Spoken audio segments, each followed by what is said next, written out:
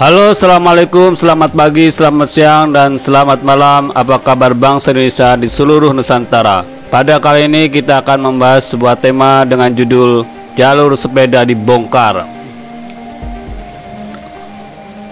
Sebenarnya saya tidak kaget kalau ada usulan dari DPR untuk membongkar jalur sepeda di Jakarta, karena alasan diskriminatif dan terbatas hanya untuk komunitas, sehingga berpotensi menimbulkan kecemburuan sosial dari tipe kendaraan lain seperti motor dan lainnya.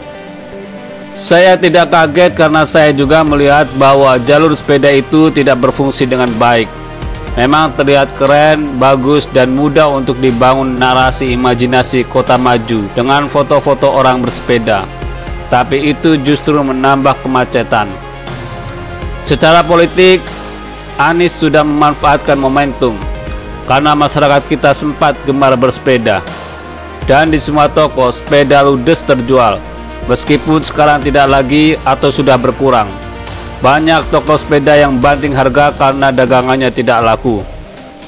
Tapi momentum itu betul-betul dimanfaatkan sampai membangun monumen sepeda. Memang Anies ini gubernur monumen, Covid pun ada monumennya. Orang seperti Anies tidak berpikir dampak atau efeknya, karena yang ada dalam benaknya hanya citra dan suara politik. Dengan jalur sepeda itu dia mau dicitrakan sebagai gubernur yang gaul, pro pesepeda dan milenial. Mau orang lain tambah macet dan jalanan jadi sempit, biarin aja. Dan ini bukan yang pertama kalinya. Dulu Anies pernah membuat program kebijakan PKL bisa jualan di jalan raya Tanah Abang di tengah jalan. Jelas itu kebijakan aneh. Tanah Abang itu sudah macet, malah tambah jalannya diambil untuk PKL. Bahkan sempat ada penutupan. Tapi lagi-lagi Anies sedang membangun citra bahwa dirinya peduli dengan PKL, keberpihakan pada PKL, jadi meski malah merepotkan banyak orang. Atau seperti atap JPO Sudirman yang dibongkar hanya agar masyarakat bisa selfie. Itu pun jelas nggak masuk akal. Seberapa banyak orang yang menggunakan jembatan untuk selfie? Bandingkan dengan seberapa banyak orang yang melintas dan butuh atap agar kalau panas gak kepanasan, kalau hujan gak kehujanan. Secara fungsi jembatan tersebut lebih baik ada atapnya, karena orang di sekitar itu jauh lebih membutuhkan atap. Lagi pula kebutuhan selfie itu kan biasanya cenderung untuk wisatawan atau orang yang tidak tinggal di dekat jembatan. Kalau bagi orang Jakarta yang sudah tiap hari lewat sana, ngapain selfie?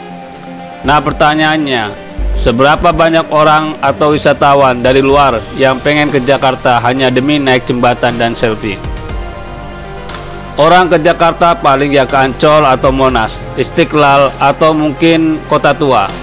Yang berniat naik jembatan dan pengen selfie itu rasanya nggak ada. Tapi sekali lagi Anies gak peduli dengan analisa dan pertimbangan semacam itu. Pokoknya orang bisa selfie, posting di sosmed masing-masing, viral. Saya juga tidak mengerti kenapa ada orang yang mengidolakan Anies, padahal kinerja betul-betul tidak ada. Dan kalaupun ada kerjanya, nggak ada gunanya. Mengorbankan kepentingan masyarakat banyak dan fungsional sebuah infrastruktur hanya demi citra politik pribadi. Apalagi kalau ada partai yang mau mengusung Anies di tahun 2024, itu kayak nggak mikir ya, dampaknya akan seperti apa. Segala kebijakan dilakukan hanya demi sebuah citra, tapi nggak peduli dengan dampak sosialnya. Jadinya hanya bongkar pasang, ngabisin anggaran. Seperti Monas yang sudah terlanjur diaspal, pohon terlanjur ditebang, hanya demi sebuah event balapan yang akhirnya batal. Bagi saya, Anies bukan hanya gak pantas memimpin Indonesia, bahkan dia juga gak pantas untuk jadi gubernur Jakarta. Kesempatan dan waktu yang telah diberikan sudah cukup lama, tapi toh akhirnya tak ada bukti atau hasil kerja yang bisa dia lakukan. Paling hanya membangun monumen bambu, monumen baru, sampai monumen yang lainnya. Selebihnya nggak ada. Jadi sekali lagi buat partai politik Indonesia, cobalah melihat Jakarta dengan hati terbuka. Mungkin Anies punya elektabilitas, punya kans untuk menang, Tapi apa iya kita mau menyerahkan Jakarta untuk diobrak-abrik hanya untuk kepentingan selfie dan hura-hura di sosial media? Apa iya kita mau menggunakan politik identitas, bawa-bawa lagi etnis Arab, pribumi? Apa nggak salah melihat masyarakat diprovokasi dengan surga dan neraka? Nah, kira-kira bagaimana menurut Anda? Silahkan ketik kolom komentar di bawah dan jangan lupa subscribe channel ini. Terima kasih.